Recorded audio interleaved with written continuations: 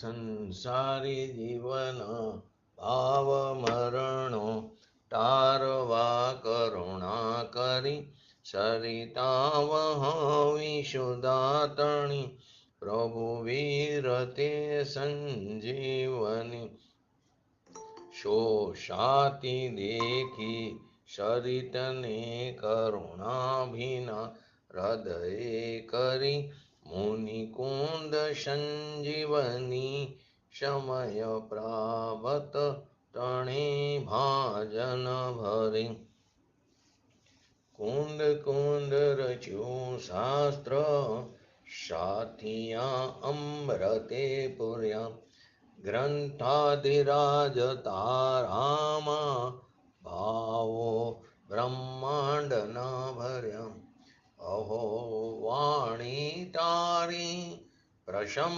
રસભા વેનિતરતી મુમક્ષોને પાતી અમૃત રસ અંજલિ ભરી ભરી અનાદિની મૂર્છા વિશતણી ત્વરા થી ઉતરતી વિભાવેતી તંબે સ્વરૂપ પાણી દોડે પરિણતિ તું છે નિશ્ચય ગ્રંથ ભંગ સગરા વ્યવહારના ભેદવા તું પ્રજ્ઞાશિણી જ્ઞાનને ઉદયની સંદેશો છેદવા સાથી સાધકનો તું ભાનુ જગનો સંદેશ મહાવીરનો વિષા મોભવ ક્લાંતના હૃદયનો તું પંથમો તીતણો સોણે તને રસ નિબાંધ શિથિલતાય જાણે તને હૃદય જ્ઞાની તણા જણાય તું રોચતા જગતની રુચિ આરસે સો તું રીઝતા સકલ જ્ઞાયક દેવરીજે બનાવું પત્ર કુંદનના રત્નો ના અક્ષરો લખી તથાપિ કુંદ સૂત્રોના અંકાએ મૂલ્ય ના કદી તથાપિ કાનવાણીના અંકાએ મૂલ્ય ના કદી નમો લિંગટણં નમો શ્રીટણં નમો આયરણં નમો વજણં નમો લય શ્રાવણમ ચતારી મંગલમ અર્હંતા મંગલમ સિદ્ધા મંગલમ શાહો મંગલમ કેવલીપંતો ધમો મંગલમ ચતારી લોગટમાં અર્હંતા લોગટમાં સિદ્ધા લોગટમાં શાહો લોગટમાં કેવલીપંતો ધમો લોગટમાં ચતારી શરણ ભોજામી અર્હંતે શરણ ભોજામી સિદ્ધે શરણ ભોજામી શાહો શરણ ભોજામી કેવલીપંતો ધમો શરણ ભોજામી ઓમ નમો અરિહંતાણમ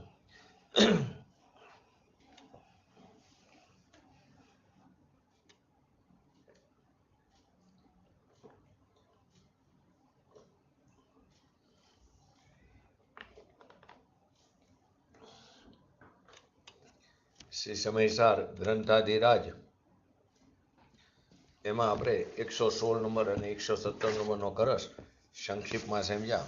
પૂજ્ય ગુરુદેવશ્રીના પ્રવચનના આધારે આપણે એને આગળ સમજી રહ્યા છીએ. તો પહેલા 116 નંબરનો કરસ જે શેને અનુસંધાને એવું આગળની ગાથા 172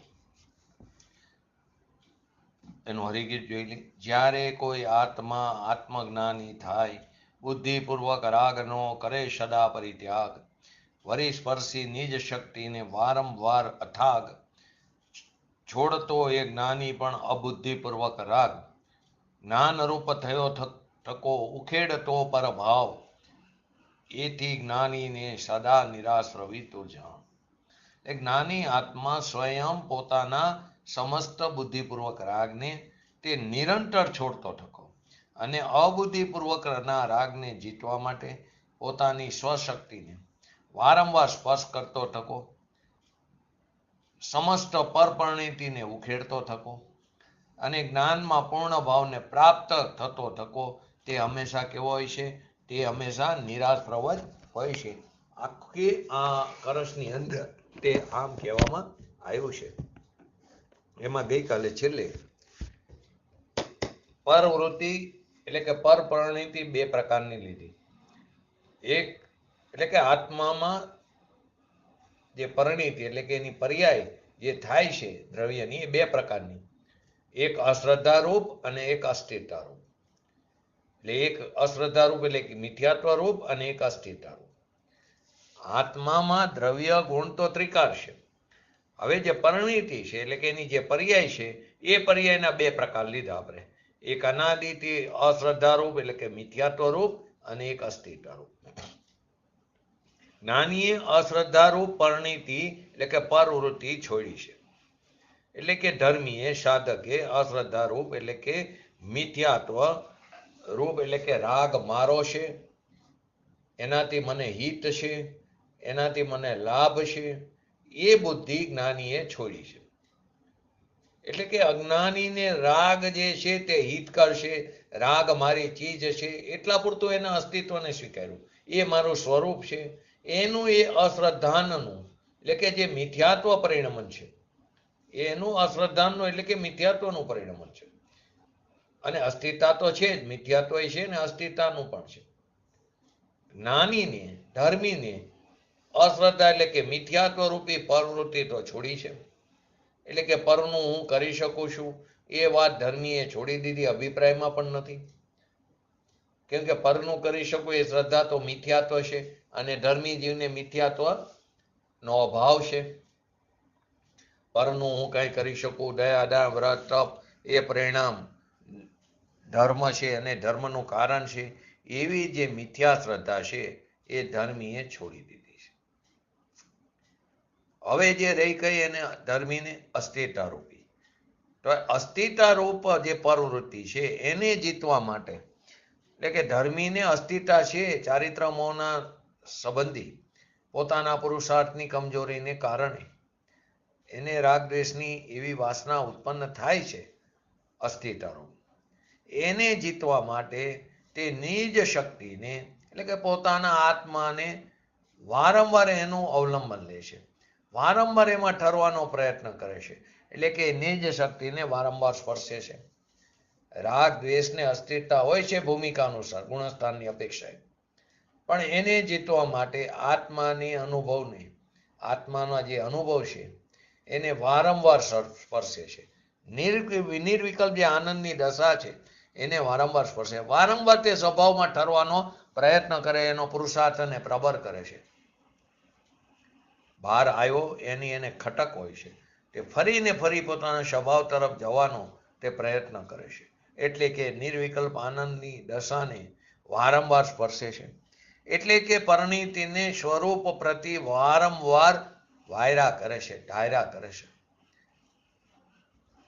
પોતાની જે પરિણીતિ પર્યાય છે એ અસ્થિરતામાં જાય છે, હિંસા, ચોરી, જૂઠ, વિષય વાસનામાં જાય, છતાં અંતરમાં વારવાનો તે પ્રયત્ન કરે, ઉદ્યમને પ્રબળ કરે છે, સ્વરૂપ તરફ વારવાનો તે પ્રયત્ન કરે છે, પોતાના સ્વભાવમાં ઠરવાનો પ્રયત્ન કરે, એમાં લીન થવાનો પ્રયત્ન કરે છે. એ રીતે ભલે એની પરિણીતિ જ્ઞાનીની શુદ્ધ પરિણીતિ નાયક તરફ ટકેલી છે. કેમ કે વિતરાગતાના બે કારણ કીધા, એક શુદ્ધ ઉપયોગ અને એક શુદ્ધ પરિણીતિ. શુદ્ધ ઉપયોગ નથી, કેમ કે શુભ અશુભ ભાવ થાય છે, સ્વભાવમાંથી ચ્યુત થાય એટલે ભૂમિકા અનુસાર જે ગુણસ્થાન હોય તે અપેક્ષાએ તો ફરીથી તે સભામાં જવાનો પ્રયત્ન કરે છે. તે રીતે સકર બંને પ્રકારની પ્રવૃત્તિને, એકને તો અશ્રદ્ધારૂપ મિથ્યાત્વનો તો એને ત્યાગ છે એ પ્રવૃત્તિનો, પરંતુ અસ્થિરતા રૂપી જે પ્રવૃત્તિ છે એને ઉખેડીને સકર વિકારની એટલે કે અશ્રદ્ધારૂપ અને અસ્થિરતારૂપ બે પરિણીતિને ઉખેડીને કેવળ જ્ઞાન પ્રગટાવે છે, પૂર્ણ દશા પ્રગટાવે છે. એટલે કે સમકીર્તિ નિરાશ્રવ કીધું, એને બંધન નથી. એ કઈ અપેક્ષાએ કીધું? અશ્રદ્ધાનના ઉત્પાદ રૂપી બંધન નથી. એટલે કે મિથ્યાત્વ અને અનંતાબંધીની અપેક્ષાએ સમકીર્તિને નિરાશ્રવ કીધું. ત્યાં નિરાશ્રવ જ છે, પરંતુ કઈ અપેક્ષા? મિથ્યાત્વ અને અનંતાબંધી સંબંધી મોહ રાગ દ્વેષ આદિ થતા નથી. એ અશ્રદ્ધાની ઉત્પાદરૂપી બંધન એને નથી, એટલે કે મિથ્યાત્વ અને અનંતાબંધીનો આશ્રવ નથી. અસ્થિરતા છે એનામાં, પણ દ્રષ્ટિનું જોર દીધું હોય તો એની અસ્થિરતા એની ચીજ જ નથી. અસ્થિરતા ભૂમિકા અનુસાર છે, પરંતુ દ્રવ્ય દ્રષ્ટિ ઉપર જોર આપે તો એમ કે અસ્થિરતા એની ચીજ જ નથી, એનું સ્વરૂપ જ નથી. એ તો જ્ઞાતાના જ્ઞેયમાં જાય, પરજ્ઞેયમાં જાય છે. એમ કહીને સમકીર્તિને આશ્રવ નથી અને બંધ પણ નથી. આ અપેક્ષાએ સમકીર્તિને આશ્રવ પણ નથી અને બંધ પણ નથી. પણ પાછો જો વિચાર કરો તો એને આશ્રવ પણ છે, બંધ પણ હજી છે. ચારિત્ર મોહ સંબંધી એને થોડો સ્થિતિ અને અનુભાગ બંધ અલ્પ પ્રમાણમાં પડે છે. થોડો સ્થિતિ રસ કર્મોમાં બંધ પડે, પરંતુ તેને ગૌણ કરીને નથી એમ કહેવામાં આવે શાસ્ત્રમાં. એને ગૌણ કરીને દ્રષ્ટિના જોડની વાત કરી હોય કે નથી એમ, એ દ્રષ્ટિના જોડની અપેક્ષાએ, પરંતુ છે એને આશ્રવ પણ છે, બંધ પણ છે, ચારિત્ર મોહ સંબંધી. પણ એકાંત માની લેવું કે એને બિલકુલ અસ્થિરતાના આશ્રવ રાગાદી છે જ નહીં, બંધન છે જ નહીં, એમ નથી. એકાંતે જો માની લો કે એને બિલકુલ અસ્થિરતાના આશ્રવ રાગાદી એટલે કે અસ્થિરતા સંબંધી રાગદ્વેષ આદિ છે જ નહીં, બંધન છે જ નહીં, એમ નથી. એ વક્તાની અપેક્ષાનું કથન. વક્તાએ કઈ અપેક્ષાએ કીધું? દ્રષ્ટિના જોરની અપેક્ષાએ કીધું કે અસ્થિરતા રૂપી જે રાગદ્વેષ છે એના જ્ઞાતાનું જ્ઞેય છે, પરજ્ઞેય છે. એ અપેક્ષાએ સમકીર્તિને આશ્રવ અને બંધન નથી. માટે કઈ અપેક્ષા એ કહેવા માંગે છે એ આપણે પહેલા જાણવું જોઈએ. માટે વક્તાના અભિપ્રાયને નહીં, કોને કીધું? વક્તાના અભિપ્રાયને પણ નહીં કીધું, જ્ઞાતાના અભિપ્રાયને પણ નહીં કીધું. તો બુદ્ધિપૂર્વક અને અબુદ્ધિપૂર્વકનો અર્થ શું કર્યો? જે રાગ આદિ પરિણામ ઈચ્છા સહિત થાય તે બુદ્ધિપૂર્વક છે. જે રાગ આદિ પરિણામ ઈચ્છાની સહિત થાય તે બુદ્ધિપૂર્વક. અહીં એક આગળ પ્રશ્ન થશે. સમકીર્તિને ધર્મીને ચોથા ગુણસ્થાન વાળા એને બુદ્ધિપૂર્વકના રાગ દ્વેષ થાય છે, તેને ઈચ્છા સહિત ના હોય છે. એ આગળ આપણે લેશું. તો જે રાગ દ્વેષ આદિ પરિણામ ઈચ્છા સહિત થાય તે બુદ્ધિપૂર્વક છે. એટલે કે દયા, દાન, વ્રત, તપ, પુણ્ય પાપના ભાવ રુચિપૂર્વક હોય, ઈચ્છાપૂર્વક હોય, હિત બુદ્ધિ હોય, એને અહીંયા બુદ્ધિપૂર્વક છે એમ કહે છે. એટલે કે જે પુણ્ય પાપના ભાવ, દયા દાનના ભાવ રુચિપૂર્વક હોય, ઈચ્છાપૂર્વક હોય, હિત બુદ્ધિ હોય, એને અહીંયા બુદ્ધિપૂર્વક છે એમ કહે છે. અને જે રાગાદી પરિણામ ઈચ્છા વિના પરનિમિત્તની બળજોરીથી છે, ઈચ્છા વિના પરનિમિત્તની બળજોરીથી છે તો ખરેખર પોતાની કમજોરી, પોતાના પુરુષાર્થની નબળાઈ છે. પણ નિમિત્તની અપેક્ષાએ વાત કરી પરનિમિત્તની બળજોરીથી. પરંતુ એનો અર્થનો અનર્થ કરે. જો આની અંદર આવ્યું કે પરનિમિત્તની બળજોરીથી વિકાર થાય, કર્મથી વિકાર થાય, પણ કઈ અપેક્ષાએ કહેવા માંગે? પોતાને રાગની રુચિ છે નહીં, એને રાગ દુઃખરૂપ ભાસે છે. રાગ કેવો ભઠ્ઠી જેવો લાગે છે, રાગ દુઃખરૂપ ભાસે છે, પણ પોતાની પર્યાયમાં કમજોરીને લઈને વિકાર થાય, એને નિમિત્તની બળજોરીથી થાય છે એમ કહેવામાં આવ્યું.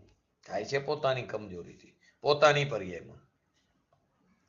એક બાજુ કીધું, ગઈકાલે આ બધું લીધું હતું, એક બાજુ એમ કીધું કે દરેક દ્રવ્ય પોતાની પર્યાયને પામે, એને પહોંચી વળે, એમાં પરનો કોઈ અધિકાર નથી. બીજી બાજુ એમ કે એટલે કે એની પર્યાય એના દ્રવ્ય ગુણથી થાય, પરથી ન થાય.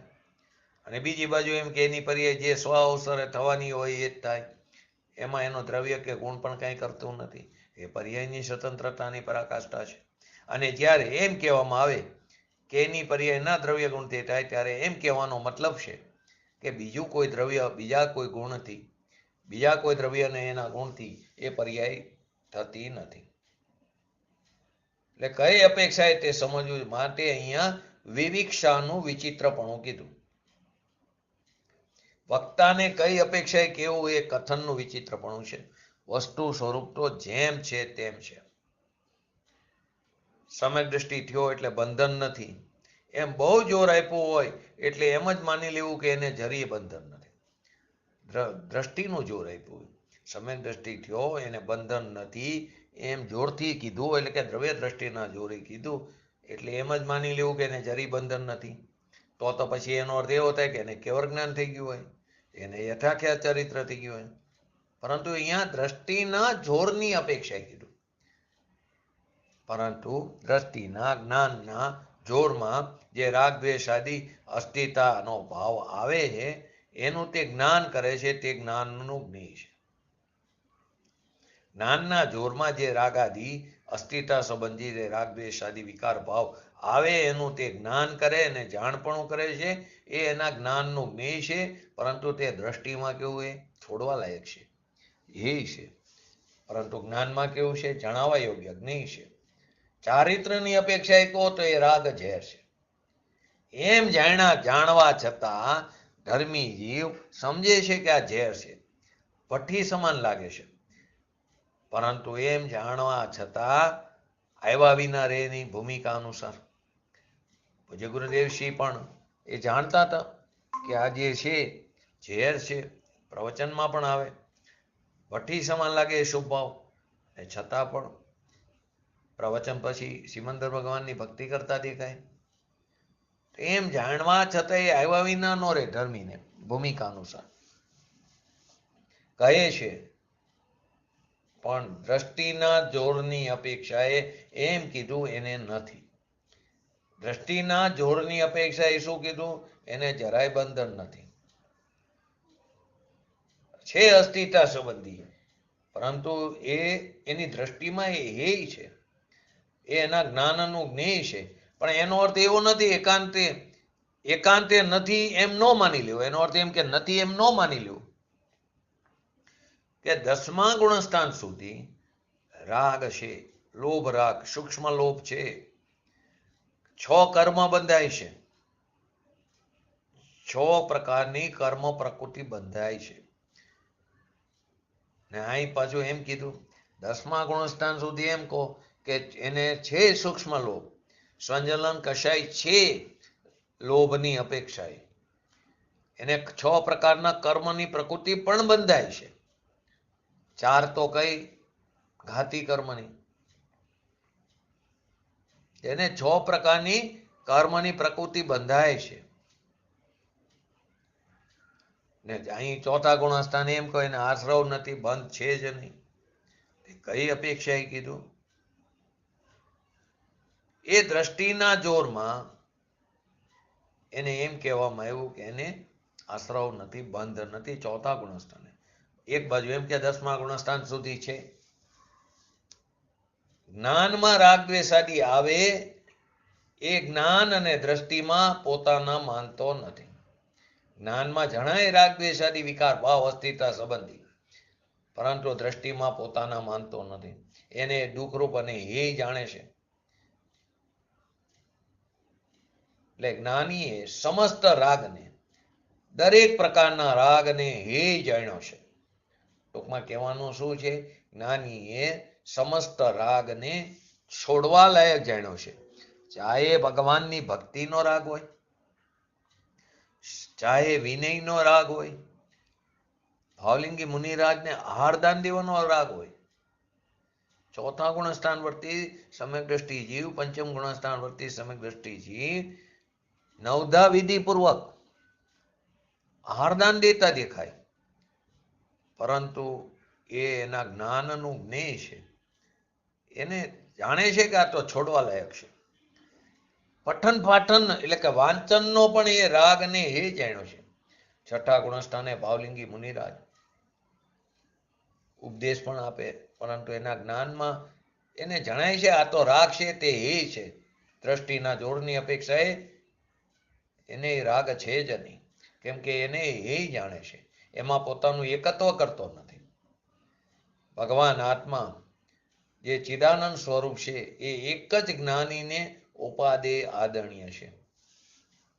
એ સિવાય બાકી બધું કેવું છે? હે છે. રાગ માત્ર હે કીધું, રાગનો કણ પણ રહી ગયો હોય ને, એક લોભ જેને કીધું ને ઈચ્છા, એક લોભની ઈચ્છા રહી ગઈ 10માં, એ 10મે દ્વેષ ગયો, 10મે દ્વેષ ગયો, 10મે ગુણસ્થાને દ્વેષ નથી, પણ રાગનો અંશ લોભ રહ્યો તો એ 6 કર્મને બાંધે છે. અહીં એમ કેવું છે કે સંકિત થયું એટલે રાગે નથી ને આશ્રવ નથી. એક બાજુ એમ કીધું 10મા ગુણસ્થાન સુધી છે સંજલન કષાય, ચારિત્ર મોહ સંબંધી અસ્થિરતા રૂપી રાગ દ્વેષ મોહ છે. દ્વેષ તો નથી 10મામાં, કેમ કે 2 ભાગ છે ને, દ્વેષના 2 ભાગ અને રાગના 2 ભાગ. બોલો ક્યાં ક્યાં? ક્રોધ, માન, માયા અને લોભ. દ્વેષના ક્યાં 2 ભાગ થયા?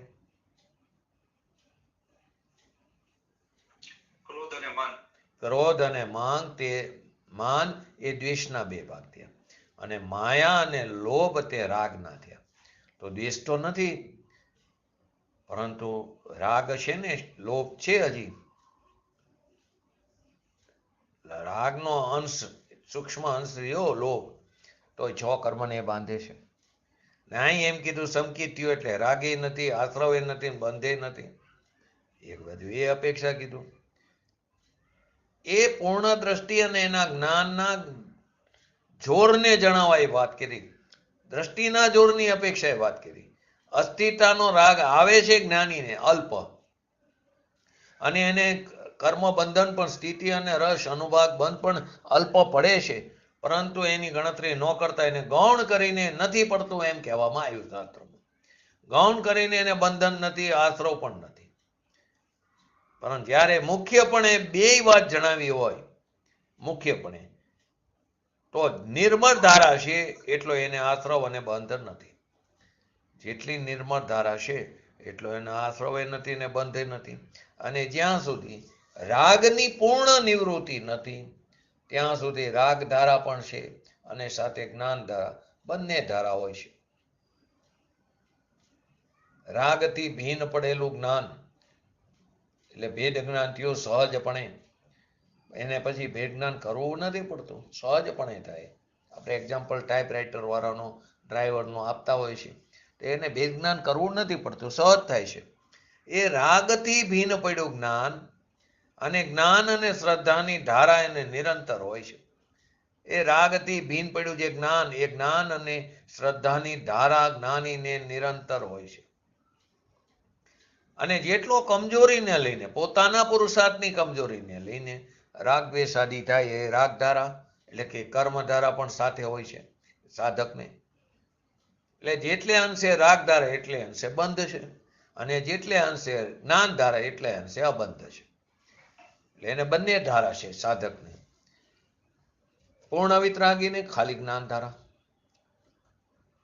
મિથ્યા દ્રષ્ટિને એકલી કર્મ ધારા, રાગ ધારા. સાધકને 2 ધારા છે, તો જેટલા અંશે રાગ ધારા એટલે અંશે બંધ પણ છે, અને જેટલા અંશે જ્ઞાન ધારા એટલે અંશે એને અબંધ પણ છે. અહીંયા કે છે રાગ દ્વેષ આદિ પરિણામ ઈચ્છા વિના પર નિમિત્તની બળજોરીથી થાય છે, તે અબુદ્ધિપૂર્વક છે.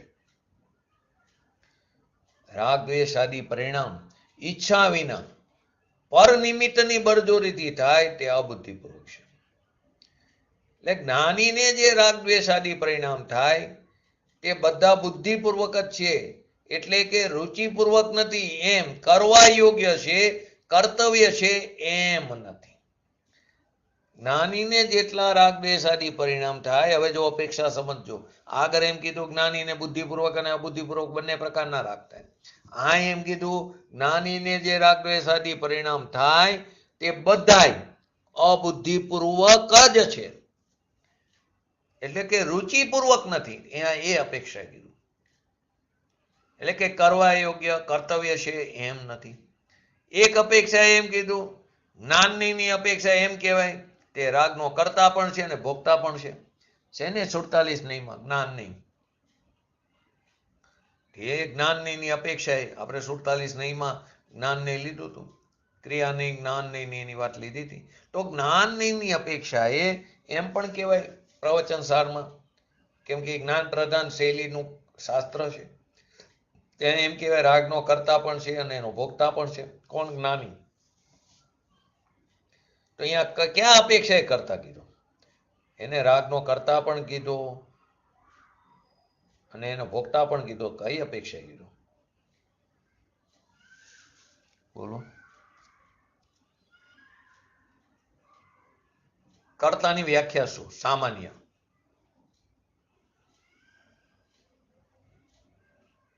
બોલો અમિતાબેન, જયંતિભાઈ. સ્વતંત્રપણે પોતે જે કરે એ કાર્ય. પરિણામે સો કરતા. પરિણમનની અપેક્ષાએ કરતા. શું કીધું? એ આ જ્ઞાન પ્રધાન. હવે ત્યાં રાગનો અંશ છે, પરિણમે હે તે અપેક્ષાએ કરતા કીધું. કરવા લાયક છે માટે કરતા એમ નહીં. આપણે તેમ જ માની કરવા લાયક એટલે કરતા એમ નહીં. ત્યાં પરિણમે હે તે અપેક્ષાએ કરતા કહેવામાં આવ્યું જ્ઞાનીને, રાગનો. એ અપેક્ષાએ કરતા અને પરિણમે છે, પરિણામે એને ભોગવે પણ છે અને એને વેદનમાં પણ છે. પણ કઈ અપેક્ષાએ? પરિણમનની અપેક્ષાએ. પરિણમે શો કરતા. પણ કરવા લાયક છે માટે કરતા એમ વાત નથી અહીં. પણ પરિણમે છે એ અપેક્ષા એને કરતા કીધો. પરિણમે એને ભોગવે પણ છે અને એને વેદનમાં પણ છે. જ્ઞાનીને રાગનું દુઃખનું વેદન હોય, જ્ઞાનીને રાગનું સાતમી નરકનો નારકી સમ્યક દ્રષ્ટિ, ત્યાં જઈને સમ્યક દર્શન પ્રાપ્ત કર્યું હોય, 1500 ફૂટ ઊંચે ઉડે, ઉડીને પડે, કટકા થઈ જાય. પણ અહીંયા તો કદલી ઘાત છે નહીં.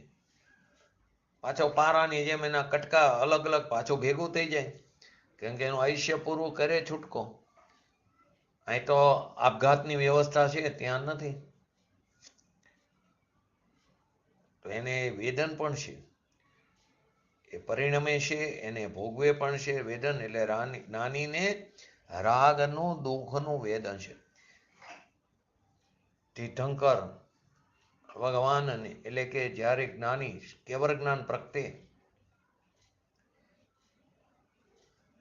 અને તીર્થંકર પ્રકૃતિનો બંધ ઉદયમાં આવે, સમસ્વરણની રચના થાય અને જ્યારે તેને પૂર્ણ દશા એટલે કે મોક્ષની પ્રાપ્તિ થાય, એટલે કે નિર્વાણ થાય, કેવળ જ્ઞાન થાય, નિર્વાણ થાય, ત્યારે નારકી એટલે કે જગતના જીવોને એક સમય માટે, એ સમય માટે એને હાશકારો થાય, સુખનું વેદન થાય. આ સાચા સુખની વાત નથી.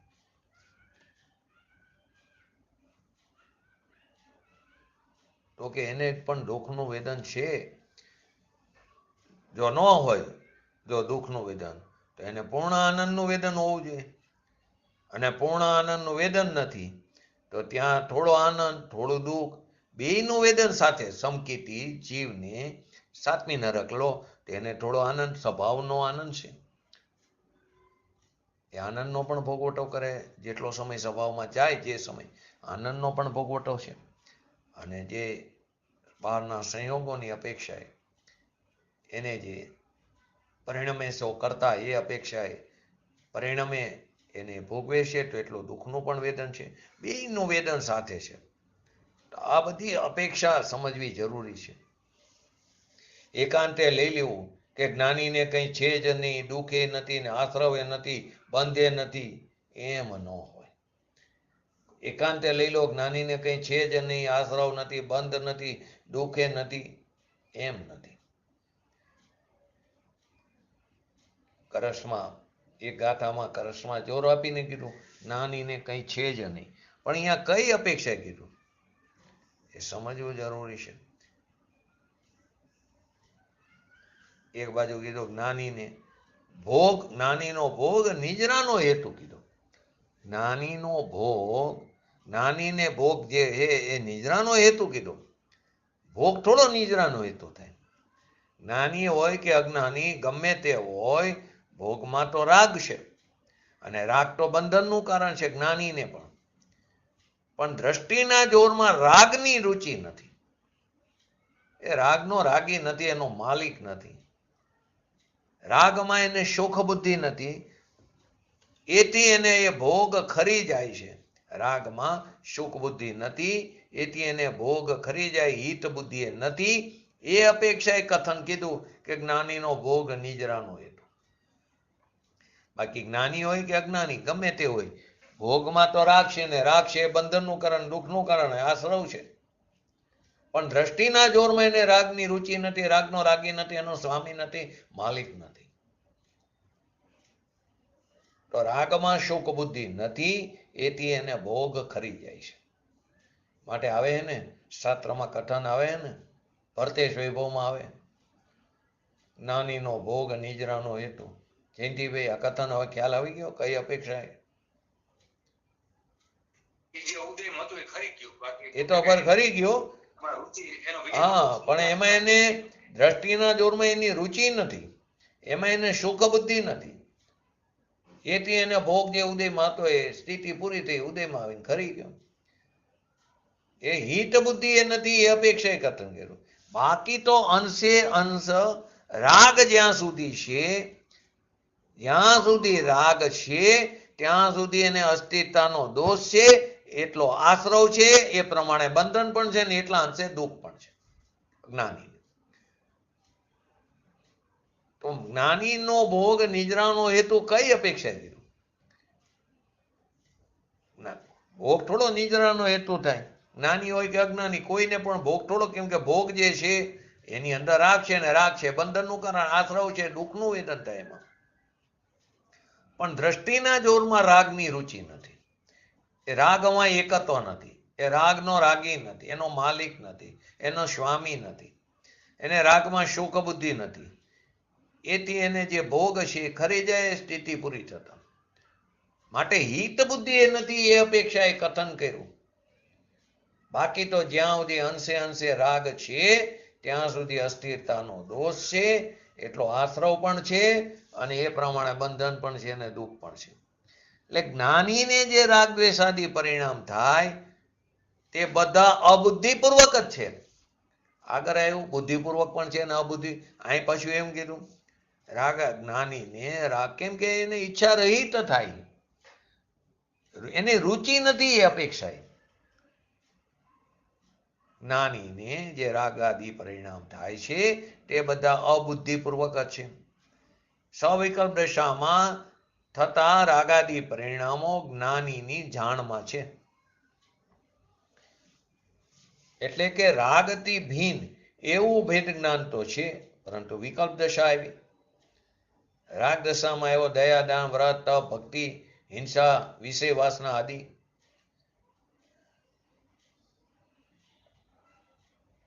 હિંસા એટલે પોતાના સ્વરૂપનો ઘાતક હોય, એટલે કે સ્વરૂપમાં સ્થિર ન રહે, અસ્તિત્વ સંબંધી રાગ દ્વેષ આદિ ઉત્પન્ન થાય, એ અપેક્ષાએ હિંસા કીધી. વિષય આદિ એ સવિકલ્પ દશામાં થતા રાગ દ્વેષ આદિ પરિણામો એ જ્ઞાનીના જાણમાં છે, ધર્મીને જાણવામાં આવે છે, પણ મારી નબળાઈ છે, એ મારી નબળાઈ છે. પર્યાયમાં ભાવ કર્મનું જોર છે, મારી નબળાઈ છે, ભાવ કર્મનું જોર છે. ઘણી વાર એમ કીધું પોતપોતાની વિકારી કે અવિકારી પર્યાયને તે દ્રવ્ય પહોંચે છે, તેને પ્રાપ્ત કરે છે. એમાં એનો કહેવાનો મતલબ એ કે બીજું દ્રવ્ય એને પમાડતું નથી. બીજું દ્રવ્ય એને પમાડે છે એમ નથી. દરેક દ્રવ્ય પોતપોતાની પર્યાયને કરે, પોતપોતાની વિકારી કે અવિકારી પર્યાયને તે પામે, પહોંચે, પ્રાપ્ત કરે. માટે અહીં કીધું રાગ ધર્મીને આવે છે, માટે તે હિત બુદ્ધિ આવે છે એમ નથી. હે બુદ્ધિ આવે એ એના જ્ઞાનનું જ્ઞેય છે, પરજ્ઞી, પણ અંદરમાં સ્થિરતા થતી નથી. એથી એને રાગ અને દ્વેષ એવા પરિણામ આવે, પણ તેમાં હિત બુદ્ધિ નથી, તેમાં રુચિ નથી, બુદ્ધિ નથી. પરંતુ જ્ઞાનીની જાણમાં છે તો પણ અબુદ્ધિપૂર્વક છે. જાણમાં છે તોય પણ અબુદ્ધિપૂર્વક. આગળ શું કીધું? જાણ જ્ઞાનની પકડમાં ન આવે એ અબુદ્ધિપૂર્વક. આય પાછું એમ કીધું એટલી બધી અપેક્ષા પૂજ્ય ગુરુદેવશ્રીએ લીધી છે કે જ્ઞાનીની જાણમાં છે તો પણ અબુદ્ધિપૂર્વક છે. કેમ કે ઈચ્છા વિના, એમાં એની રુચિ નથી, તે અપેક્ષા. ઈચ્છા વિના એટલે કે રુચિની ઈચ્છા વિના. આગળ કીધું જ્ઞાનીના બુદ્ધિપૂર્વક અને અબુદ્ધિપૂર્વક, અહીં કીધા બધા અબુદ્ધિપૂર્વક જ થાય. પાછું એમ કીધું બુદ્ધિપૂર્વક એટલે ઈચ્છા સહિતના રાગ દ્વેષ આદિ પરિણામ બુદ્ધિપૂર્વક કહેવાય અને ઈચ્છા રહિતના પરિણામ અબુદ્ધિપૂર્વક કહેવાય. અહીં કીધું જ્ઞાનીને જાણમાં છે તો પણ અબુદ્ધિપૂર્વક, જાણમાં છે જ્ઞાનની પકડમાં છે તો પણ, કેમ કે ઈચ્છા નથી, એટલે કે રુચિની ઈચ્છા નથી. ઈચ્છા તો છે, ઈચ્છા છે માટે તો રાગ થાય, પરંતુ રુચિ નથી, રુચિની ઈચ્છા નથી. અપેક્ષા સમજો. ઈચ્છા તો છે જ્ઞાનીને પણ, પરંતુ અંદર એકત્વ નથી, રુચિની ઈચ્છા નથી. કરવા લાયક છે, દ્રષ્ટિમાં એને કરવા લાયક છે એમ એને ભાવ નથી. પરિણમે તે અપેક્ષા એને કરતા કીધું, પરિણમે શો કરતા. બાકી તો ઈચ્છા થઈ છે, એ ઈચ્છા થઈ છે પણ મને આ કરવા લાયક છે, મારું આ કર્તવ્ય છે એમ નથી. ઈચ્છા વિના રાગ જ ન થાય. રાગ તો થાય છે ને અસ્તિત્વનો, તો ઈચ્છા તો છે પણ રુચિની ઈચ્છા નથી, એટલે કે એની અંદર એકત્વ નથી. પોતાનો ભગવાન આત્મા, એનું જે અંદર જ્ઞાન થયું, એનો આનંદ થયો, શ્રદ્ધાનું પરિણમન થયું, એમાં પછી એનો રાગ ભાવ આવે ભૂમિકા અનુસાર, પણ સુખ બુદ્ધિ નથી, હિત બુદ્ધિ નથી. એ મને આવ્યો મારા માટે ઠીક, શુભ ભાવ આવ્યો એ મને ઠીક આવ્યો એમ નથી. તો પણ અબુદ્ધિપૂર્વક એટલે કે રુચિપૂર્વક નથી, એટલે કે ઈચ્છા વિના થાય, રુચિની ઈચ્છા વિના થાય. રાજમલજીએ, પાંડે રાજમલજીએ શું કીધું કરસ ટીકાની અંદર? બુદ્ધિપૂર્વક અને અબુદ્ધિપૂર્વકનો એમને અર્થ શું લીધો? જે રાગાદિ પરિણામ મન દ્વારા, એટલે કે મનના સંબંધ દ્વારા રાગ દ્વેષ આદિ વિકારી થાય, ભાવ થાય અને બાહ્ય વિષયોને આધારે પ્રવર્તે, એને અવલંબીને પ્રવર્તે. ખરેખર જો તો મૂળ તો રાગ દ્વેષ આદિ બાહ્ય વિષયોને અવલંબીને પ્રવર્તે છે. જે રાગ દ્વેષ થાય એ દશાની દિશા પર તરફ જ છે. સ્વનું લક્ષ થાય તો વિતરાગતા થાય. જે રાગ દ્વેષ થાય એ દશાની દિશા ક્યાં હોય? પર તરફ જ છે. એટલે જેટલા રાગ અને દ્વેષ દયાદાનના પરિણામ થાય એ બધા દશાની દિશા કઈ બાજુ એ? પર તરફ છે. કેમ કે વિતરાગ પ્રણિતિની દશા, એ વિતરાગ પ્રણિતિ રૂપી દશા એ સ્વ તરફ હોય એની દિશા. કેમ કે વિતરાગતા ધર્મ દશા એ તો દ્રવ્યના આશ્રય થાય. એટલે જે રાગ આદિ, રાગ દ્વેષ, વિષય વાસના આદિ મન દ્વારા થાય અને બાહ્ય વિષયોને અવલંબીને થાય. ખરેખર જોવો તો રાગ થાય એ બાહ્ય વિષયને જ અવલંબીને થાય. એને બાહ્ય વિષયોને અવલંબીને એટલે કે પ્રવર્તે. મન દ્વારા બાહ્ય વિષયો, મન દ્વારા એ બાહ્ય વિષયોના આધારે પ્રવર્તે છે. અને જેવો પ્રવર્તા થકા જીવને, એટલે કે પોતાને જણાય છે, જીવને જાણવામાં આવે છે કે આ રાગ થયો, આ અશુભ રાગ થયો, તેમજ બીજાને પણ અનુમાનથી જણાય.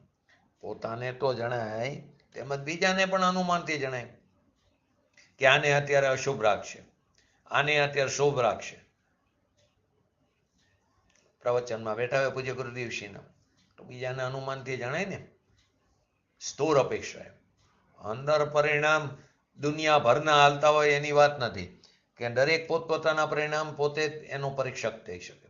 આપણે કોઈના પરિણામને ચકાસી શકતા નથી.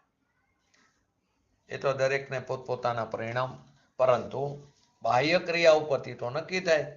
પૂજ્ય ગુરુદેવશ્રીના પ્રવચનમાં બેઠો હોય, પૂજા કરતો હોય, ભગવાનની ભક્તિ કરતો હોય, તો એમ લાગે ને, અનુમાનથી જણાય કે આ શુભ રાગ છે. દુકાન ઉપર બેઠો હોય, ઘરમાં ગ્રસ્ત દશામાં હોય, તો કે અશુભ રાગ છે. એટલે કે બહારની ભગવાનની પૂજા ભક્તિની પ્રવૃત્તિમાં હોય ત્યારે શુભ છે, એ સિવાયનું હોય તો કે અશુભ છે. એમ અનુમાનથી જાણવામાં આવે તો એ પરિણામો બુદ્ધિપૂર્વક છે એમ કીધું. એ પરિણામને બુદ્ધિપૂર્વક એમ કહેવામાં આવ્યું. કઈ પાંડે રાજમલજીની અપેક્ષા એક કોર વિકાર થાય તે મન દ્વારા બાહ્ય વિષયોના આધારે પ્રવર્તા ટકા પોતાને પણ જણાય, બીજાને અનુમાનથી પણ જણાય. 4 વસ્તુ લીધી. એક તો એ વિકાર થાય તે મન દ્વારા બાહ્ય વિષયના આધારે પ્રવર્તે, પોતાને જણાય, બીજાને પણ અનુમાનથી જાણે. રાગ થાય એ મન દ્વારા થાય. જો કે રાગ થાય એ મન દ્વારા જ થાય. મોહના ઉદયથી થાય તેને મન દ્વારા નહીં એવી પણ વાત આવે. નહીતર તો જેટલો પણ રાગ દ્વેષ થાય એ મનના સંબંધથી જ થાય. કા પરનો વિષયનો સંબંધ છે. મનના સંબંધ વિના સીધો રાગ થાય નહીં. મોહ કર્મનો ઉદય આવે એમ શાસ્ત્રમાં મોહના ઉદયથી થાય, પણ એ મોહ કર્મનો ઉદય આવે અને એમાં એ જોડાય તો રાગ દ્વેષ થાય. પૂર્વે કરેલા કર્મનો બંધ ઉદયમાં આવે અને અંદર જોડાય તો રાગ દ્વેષ થાય છે. તો એ જોડાય તો એમાં મનનો સંબંધ છે. રાજમલજી કરષ્ટિકામાં જે અપેક્ષા લીધી, જે રાગ દ્વેષ પુણ્ય પાપના ભાવ થાય એ મન દ્વારા થાય, બાહ્ય વિષયોને અવલંબીને થાય. એ પ્રવર્તા પોતાને જણાય અને બીજાને અનુમાનથી પણ જણાય. એ પરિણામો બુદ્ધિપૂર્વકના છે.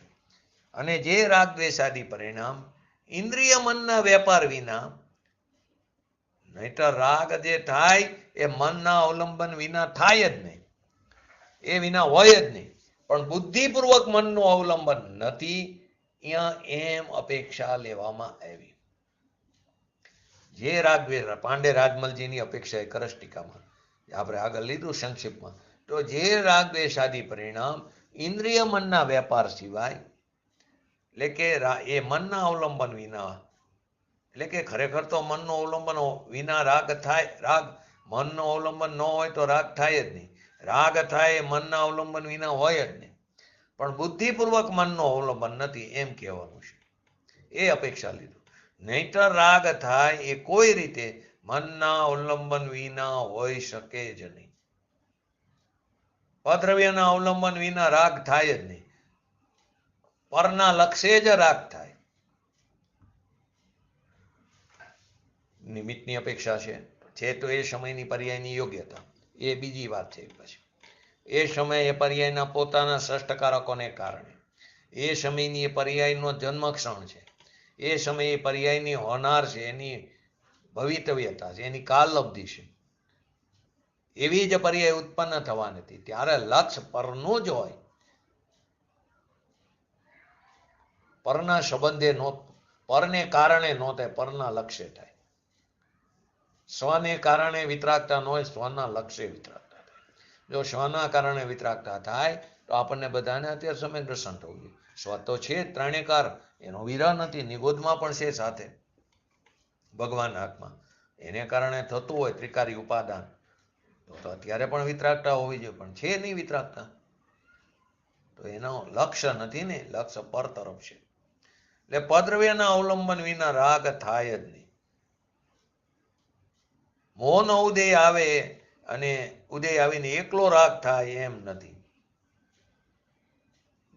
મન એની અંદર જોડાય તો જ રાગ થાય. તો એ પરિણામ ઇન્દ્રિય અને મનના વેપાર સિવાય અહીં બીજી રીતે પાંડે રાજમલજીએ સિદ્ધ કર્યું છે.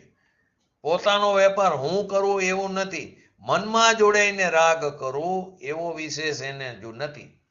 કેવળ મોહના ઉદયના નિમિત્તે એને થાય છે. મન દ્વારા થાય ને મન દ્વારા ન થાય. બસ આ અપેક્ષા લીધી. ફક્ત મોહના ઉદયથી થાય.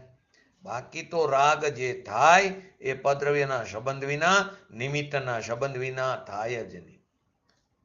એનો સંબંધ હોય ને હોય, એના સંબંધ વિના એ થાય જ નહીં. મોહનો ઉદય આવ્યો પણ મનના સંબંધમાં એ જોડાણો, ત્યારે એને રાગ દ્વેષ સાધી થાય છે. પણ અહીં અપેક્ષાથી પાંડે રાજમલજીએ કથન કર્યું છે. ઇન્દ્રિય મનના વેપાર સિવાય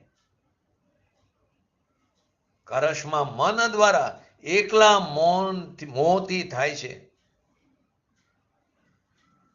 એટલે કે મોહ દ્વારા થયું એમ કહેવામાં આવ્યું. એક બાજુ એમ કીધું કે એનાથી જણાય નહીં, એક બાજુ એમ કીધું જીવ જણાય, જીવને જણાય, બાહ્ય વિષયનું અવલંબન થાય, મન દ્વારા થાય, બીજાને અનુમાનથી જણાય. એટલે મોહ દ્વારા થાય છે, એટલે કે એને ખ્યાલમાં આવે નહીં, પણ છે તો મનનો સંબંધ. ખ્યાલમાં આવે નહીં એ અપેક્ષાએ મોહના ઉદયથી રાગદ્વેષ થયો એમ કહેવામાં આવ્યું. અને મન દ્વારા બાહ્ય વિષયોને અવલંબીને પોતાને પણ જાણવામાં, બીજાને અનુમાનથી પણ જાણે કે આ મને અત્યારે રાગ થયો. સંકિતી હોય, દુકાને ગ્રસ્ત દશામાં હોય, વેપાર કરવા બેઠો હોય, ત્યારે એને રાગ જણાય છે ને, પોતાને જણાય કે નહીં, મન દ્વારા થયો કે નહીં, પરનું અવલંબન છે કે નહીં, છે ને. પોતાને પણ જણાય, બીજા પણ અનુમાન કરી શકે કે અહીં બેઠો છે એટલો રાગ છે, અને તેના ખ્યાલમાં ન આવે, અને પરનો ઇન્દ્રિયનો વિષયનો સંબંધ નથી, પોતાને ખ્યાલમાં નથી આવે એ અપેક્ષાએ બીજા પણ અનુમાન કરી શકે નહીં એ અપેક્ષાએ એને મન વિના મોહના ઉદયથી થયો એમ કહેવામાં આવ્યું. મોહના ઉદયની મુખ્યતાથી. બાકી તો અંદર મન દ્વારા જ સૂક્ષ્મપણે જણાતો નથી, અને બીજાઓ પણ તેને અનુમાન કરી શકે કે આ રાગમાં છે. એ રીતે રાગ હોવામાં મનથી નહીં, પણ મોહના ઉદયથી થાય એમ અહીંયા અબુદ્ધિપૂર્વક કહેવામાં આવ્યું. માટે પૂજ્ય ગુરુદેવશ્રી એમના ભાઈને, મામાના કે ભાઈબાના દીકરા ભાવાભાઈનું એક્ઝામ્પલ વારંવાર આપતા. સવારે અલગ અપેક્ષા હોય, બપોરે અલગ અપેક્ષાથી તમે વાત કરો, કંઈ ખબર પડતી નથી. તો કે આ માર્ગ જેવો હોય, સૂક્ષ્મ માર્ગ છે, સૂક્ષ્મ દ્રવ્યને પામવા પર્યાયને પણ સૂક્ષ્મ થવું પડશે. સોનાની ચૂકને પકડવા માટે સોનીની સાણસી જોઈ, સાપ પકડવાના સાણસાની જરૂર ન પડે અહીંયા. તો આવો ભગવાનનો, એટલે કે જે અપેક્ષાથી કીધું એ અપેક્ષાથી એને જાણવું જોઈએ. કેમ કે ભગવાનનો માર્ગ, અલૌકિક માર્ગ એ શાદવાદ છે. કઈ અપેક્ષાએ કીધું એ અપેક્ષાને જાણવી જરૂરી છે, નહીતર અર્થનો અનર્થ થાય છે. શાદવાદ કરીને એમ નથી કીધું કે નિમિત્તથી પણ થાય ને આત્માથી પણ થાય, નિમિત્તથી પણ થાય ને ઉપાદાનથી પણ થાય, એવું નથી કીધું શાદવાદમાં. એટલે એવું નથી કીધું વ્યવહારથી પણ થાય, નિશ્ચયથી પણ થાય, એમ શાદવાદ નથી. પણ નિમિત્ત પણ છે, ઉપાદાન પણ છે, વ્યવહાર પણ છે, નિશ્ચય પણ છે. પરંતુ એમાં એવું નથી કીધું નિમિત્તથી પણ થાય ને ઉપાદાનથી પણ થાય, વ્યવહારથી પણ થાય, નિશ્ચયથી પણ થાય. એટલે ઇન્દ્રિય મનના વેપાર સિવાય કેવળ મોહના ઉદયના નિમિત્તે થાય છે, અને જીવને જણાતા નથી, સૂક્ષ્મ છે એ અપેક્ષા લીધી.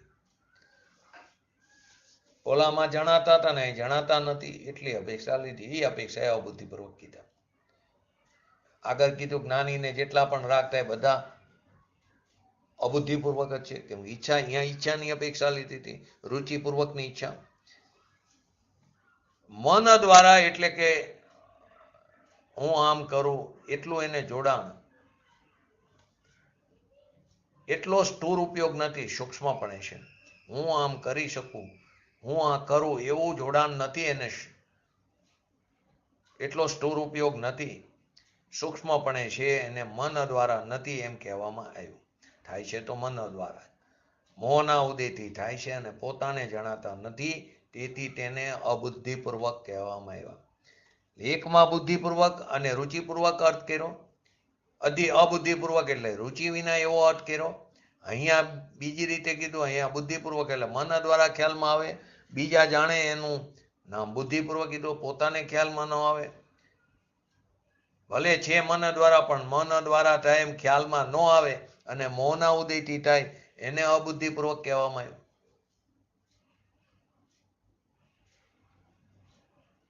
જીવને જણાતા નથી એ અપેક્ષાએ અબુદ્ધિપૂર્વક કીધું, સૂક્ષ્મ છે એટલે છે તો મન દ્વારા. માટે ભગવાન ત્રણ લોકનો નાથ, એનું જે જ્ઞાન ભગવાન આત્માનું એનો જે સ્વભાવ અને એ સ્વભાવને પોતે પોતામાં પામવું. કેમ કે આત્માનો માર્ગ આત્મામાંથી નીકળીને આત્મામાં સમાય છે. અને સ્વભાવને પામ્યા છતાં રાગદ્વેષનું રહેવું. સ્વભાવમાં રાગદ્વેષ નથી, સ્વભાવની દ્રષ્ટિ થતા એનો અનુભવ થતા પણ સ્વભાવમાં રાગદ્વેષ નથી, દ્રષ્ટિમાં રાગદ્વેષ નથી. દ્રષ્ટિનો વિષય તો સ્વભાવ ત્રિકારી છે, એમાં રાગદ્વેષ નથી. છતાં એને પણ સૂક્ષ્મપણે મન દ્વારા જણાય નહીં એ અપેક્ષાએ મન દ્વારા નથી અને મોહના ઉદયથી રાગ થયો અને પોતાને જાણવામાં આવતો નથી એ અપેક્ષાએ અહીંયા એને અબુદ્ધિપૂર્વક કહેવામાં આવ્યું.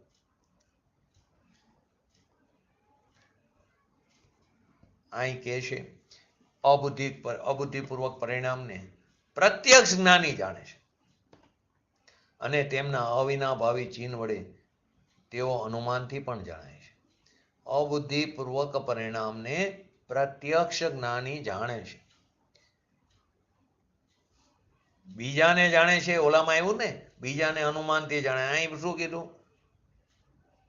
પ્રત્યક્ષ જ્ઞાની જાણે છે, અવિનાભાવી ચિહ્ન વડે પણ અનુમાનથી પણ જણે છે. મન દ્વારા થાય તો પોતાને જણાય અને પરના અવલંબને થાય, બીજા પણ અનુમાનથી એને જાણે, એમાં એવું. અને આમાં એમ કે અબુદ્ધિપૂર્વક પરિણામને પ્રત્યક્ષ જ્ઞાની જાણે છે. પોતે જાણતો નથી પણ જ્ઞાની જાણે, એમના અવિનાભાવી ચિહ્ન વડે. એવો અનુમાનથી, એટલે કે બીજા પણ જાણે અનુમાનથી. હજી કેવળ જ્ઞાન થયું નથી, પૂર્ણ થયો નથી તો રાગ છે. એ રાગને પ્રત્યક્ષ જ્ઞાની જાણે છે. અબુદ્ધિપૂર્વક પરિણામને પ્રત્યક્ષ જ્ઞાની જાણે છે, એટલે કે પોતાને જાણવામાં ન આવે, બીજાને પણ, એટલે કે એમના અવિનાભાવી ચિહ્ન વડે અનુમાનથી પણ જણાય છે. સૂક્ષ્મ છે એટલે પોતાને ભલે જાણવામાં ન હોય, એને અહીંયા મોહના ઉદયથી થતા બુદ્ધિપૂર્વક કહેવામાં આવ્યા. અને મન દ્વારા બુદ્ધિપૂર્વક રાગાદી થાય એને પોતે પણ જાણી શકે, એનું અવલંબન બાહ્ય વિષયોના આધારે હોય, એને જાણતા બીજાને પણ અનુમાનથી એ જાણી શકાય છે. એને બુદ્ધિપૂર્વક રાગ કીધો, અને અબુદ્ધિપૂર્વક એટલે પોતાને ન જાણે અને બીજાને પણ ન જાણે. પ્રત્યક્ષ કેવરી જાણે, પૂર્ણ દશાવાળો કેવરી, એટલે એના કેવર જ્ઞાનમાં જણાય. અને બીજા એના અવિનાભાવી ચિહ્ન વડે જાણે, એને અહીંયા અબુદ્ધિપૂર્વક કીધો. તો કે 7મા ગુણસ્થાન થી 10મા ગુણસ્થાન સુધી અબુદ્ધિપૂર્વક છે, એ વાત અહીં નથી. આપણે જોઈએ ને કે શરૂઆતમાં તો બુદ્ધિપૂર્વક હોય, 7માંથી 10માં અબુદ્ધિપૂર્વક હોય. તો શરૂઆતમાં પણ જ્ઞાનીના તો આગળ આવ્યું, બધા રાગ અબુદ્ધિપૂર્વકના જ છે, ઈચ્છા વગર. અહીંયા એ અપેક્ષા હતી. અહીંયા તો નીચલા દરજ્જામાં બુદ્ધિપૂર્વક અને અબુદ્ધિપૂર્વકની જે આપણે વારંવાર વાત કરી છે એ વાત લીધી છે. ઓલી તો 7મા પછી અબુદ્ધિપૂર્વક છે એની વાત નથી. અહીં તો નીચલા દરજ્જામાં પણ રુચિપૂર્વક જે હોય, જે પોતાને જણાય. જ્ઞાનીને રુચિપૂર્વક ન હોય પણ પોતાને જણાય, જ્ઞાનીને રુચિપૂર્વક હોય અને પોતાને જણાય. જ્ઞાનીને રુચિપૂર્વક ન હોય પણ પોતાને જણાય અને બીજાને પણ અનુમાનથી જાણી શકે અને એનું અવલંબન પર તરફ જાય, એવા રાગને બુદ્ધિપૂર્વક કીધો. અને જે રાગને સૂક્ષ્મપણે મન દ્વારા નથી, એટલે કે મન દ્વારા સ્થૂળપણું નથી દેખાતું, એને મોહના ઉદયથી થયેલું કહેવામાં આવે, એને પ્રત્યક્ષ કેવરી જાણે અને બીજા અનુમાનથી પણ જાણે, એને અહીંયા અબુદ્ધિપૂર્વક કીધું. તો 7 થી 10 ગુણસ્થાન સુધીના અબુદ્ધિપૂર્વકની વાત અત્યારે નથી. રાગ દ્વેષ આદિ પરિણામ આગળ આવ્યું, ઈચ્છા સહિત થાય તે બુદ્ધિપૂર્વક છે. અને જે રાગ દ્વેષ આદિ પરિણામ ઈચ્છા વિના પર નિમિત્તની બળજોરીથી થાય એ અબુદ્ધિપૂર્વક છે. અહીંયા એ વાત આવી, અહીંયા જુદું આવ્યું. માટે જ કીધું વિતરાગ માર્ગ સૂક્ષ્મ માર્ગ છે. ગ્રંથકારની અપેક્ષાથી રાગ દ્વેષ આદિ પરિણામ બુદ્ધિપૂર્વક થાય ને અબુદ્ધિપૂર્વક થાય એટલી વાત ત્યાં લીધી છે. ટીકાકાર વાત નાખતા કહે છે બુદ્ધિપૂર્વક નામ એના ખ્યાલમાં આવે, મનનું જોડાણ હોય, બીજા પણ જાણી શકે એને બુદ્ધિપૂર્વક કીધા. અને અહીંયા મનમાં જોડાણ નથી, ખ્યાલમાં આવ્યું કે જોડાણ નથી, તેથી મોહના ઉદયથી થયું, પોતાને પણ જણાય નહીં. પ્રત્યક્ષ કેવરી જાણે, એમ ત્યાં વાત લેવામાં આવી. તો આખી શ્લોક, આખો કળશ અપેક્ષાથી ભરેલો છે.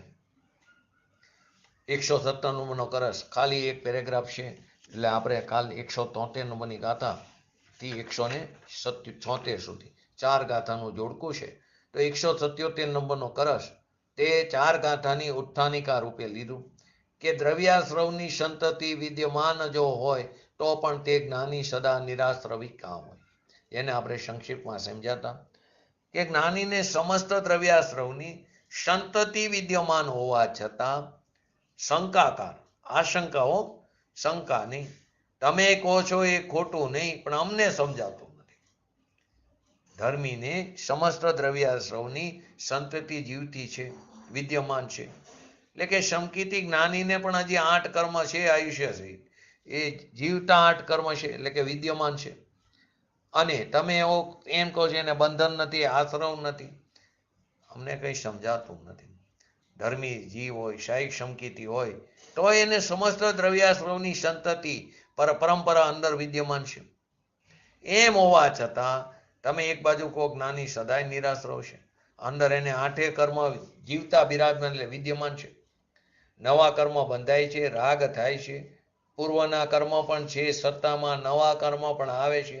આ બધું હોવા છતાં તમે એમ કહો કે જ્ઞાની સદાય નિરાશ્રવ છે. એમ શા કારણે કીધું?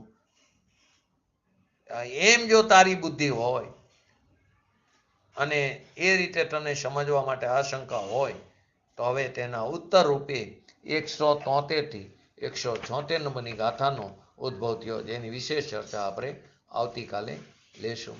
તો આપણે પણ આપણા ભગવાન આત્માને ઓળખી, જાણી, પ્રતીતિ કરી અને શીઘ્ર ને શીઘ્ર આપણે સાદી આનંદકાર સુધી પરમ અવ્યાભાત સુખનો ભોગવટો લોકના અગ્રભાગે તનુવાદ પ્રલયમાં કરી પોતાના સ્વચતુષ્યમાં એવી પરમ વિરલ ભાવના સાથે આજનું વ્યક્તિત્વ પૂરું કરું. કદાચ કાલ હું સુરેન્દ્રનગર છું, જો આવી જઈશ તો રાતનો સ્વાધ્યાય રહેશે, નીટર પરમ દિવસે. જીનવાણી સ્તુતિ. એટલે 10માં 6 કર્મ બંધાય છે એ વાત કરી, એટલે એ ચારિત્ર મોહની ઘાતી કર્મ તો 4 બંધાય. એ તો 12મા સુધી હોય છે ઘાતી કર્મ. બરાબર, 4 કર્મ એ અપેક્ષા, અને 2 કર્મ અઘાતીમાંથી આયુષ્ય પડી ગયું હોય બંધ. બરાબર, વેદનીય નથી હોતું. વેદનીય કર્મ એને નથી હોતું. બરાબર, એ અપેક્ષા. એટલે 6 કર્મ 2 અઘાતીના અને 4 ઘાતીના. એ 6 કર્મનો બંધ એને પડે 10મા ગુણસ્થાન સુધી. એટલે મોહની અંતરે કાઢના પડે. એ તો 10માના અંતે જાય છે ને. તો 10માની વાત કરી. 10મામાં તો મોહનીય છે જ ને. મોહનીમાં ચારિત્ર મોહનીય ખરું ને, સૂક્ષ્મ લોક તો છે હજી. 10માના અંતે જાય ને. અને 12માના શરૂઆત, 10માનો અંત અને 12માની શરૂઆત. અને 12માના અંતે બાકીના 3 જાય, જ્ઞાનાવણીય, દર્શનાવણીય અને અંતરાય.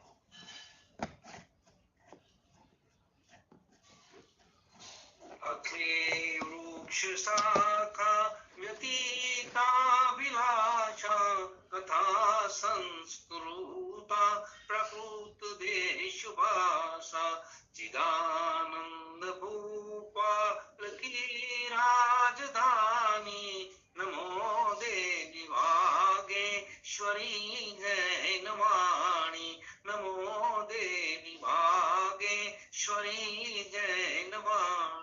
નમો રિંગટાણં નમો સિદ્ધાણં નમો હૈરણં નમો વૈજણં નમો લય સવસવણં ચત્તારી મંગલમ અર્હંતા મંગલમ સિદ્ધા મંગલમ શાહો મંગલમ કેવલિપંતો ધર્મો મંગલમ. ચત્તારી લોકોત્તમા અર્હંતા લોકોત્તમા સિદ્ધા લોકોત્તમા શાહો લોકોત્તમા કેવલિપંતો ધર્મો લોકોત્તમા. ચત્તારી શરણ ભોજામી અર્હંતે શરણ ભોજામી સિદ્ધે શરણ ભોજામી શાહુ શરણ ભોજામી કેવલિપંતો ધર્મો શરણ ભોજામી. બોલીએ શ્રી પંચ પરમેષ્ઠી ભગવંતોનો જય. બોલીએ શ્રી જીનવાણી માતનો જય. બોલીએ શ્રી પરમ પૂજ્ય પરમ ઉપકારી શ્રી સદગુરુ દેવનો જય. બોલીએ શ્રી પ્રશમૂર્તિ ભગવતી માતનો જય. બોલીએ શ્રી સનાતન જૈન દિગંબર ધર્મનો જય હો જય.